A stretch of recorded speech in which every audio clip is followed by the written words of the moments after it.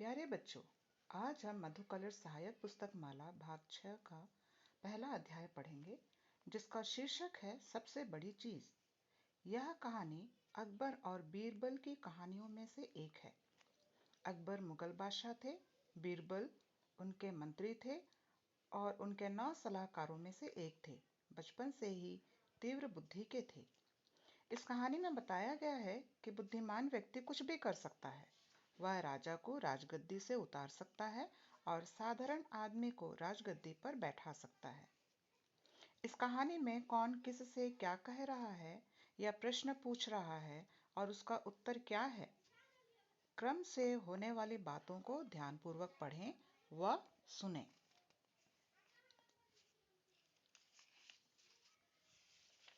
एक दिन बीरबल अकबर के दरबार से छुट्टी पाकर घर जा रहे थे। रास्ते में उन्होंने एक बालक को देखा। बालक फटे पुराने कपड़े पहने था। वह एक पेड़ की छाया में बैठकर चने चबा रहा था। बीरबल को यह देखकर आश्चर्य हुआ कि वह एक एक चना मुंह में डाल रहा है। बीरबल ने यह जानना चाहा और उस बालक से पूछने पर पता चला कि वह कई दिनों से भूखा है।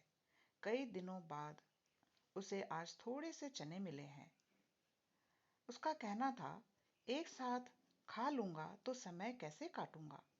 अपना समय काटने के लिए मैं एक एक चना मुंह में डाल रहा हूं।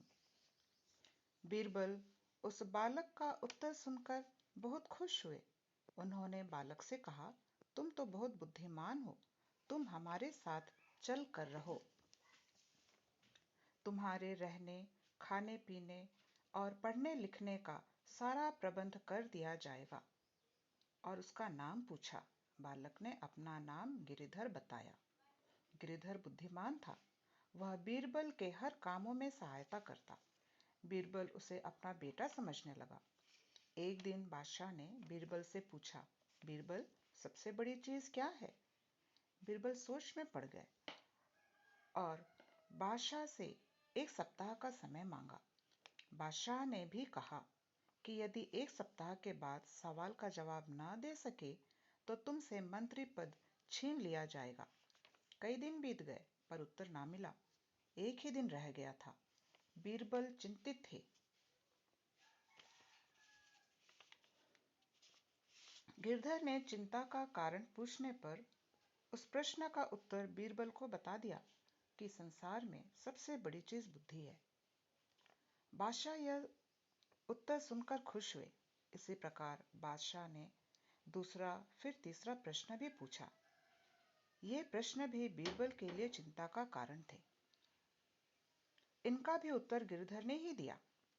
दूसरा प्रश्न था, बुद्धि क्या खाती है?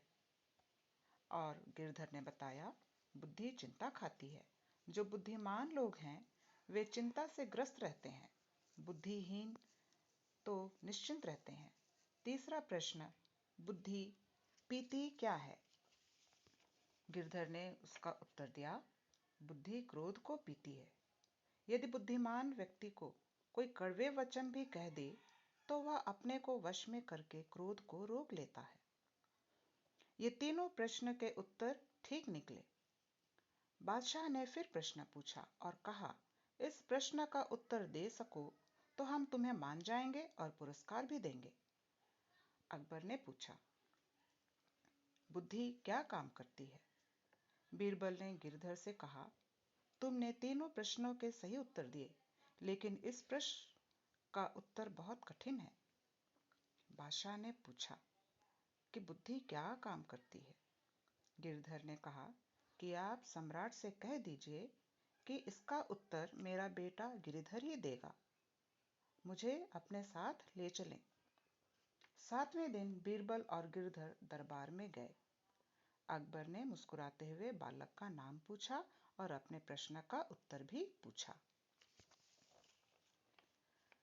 बालक ने बादशाह को गुरु और शिष्य का पद बताते हुए बादशाह को राजगद्दी से नीचे उतर आने को कहा।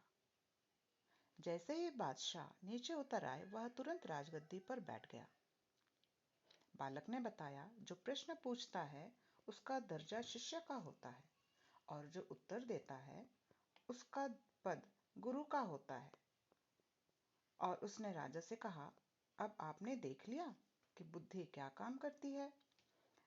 बादशाह आश्चर्य में पड़ गए, उन्हें कुछ समझ नहीं आया।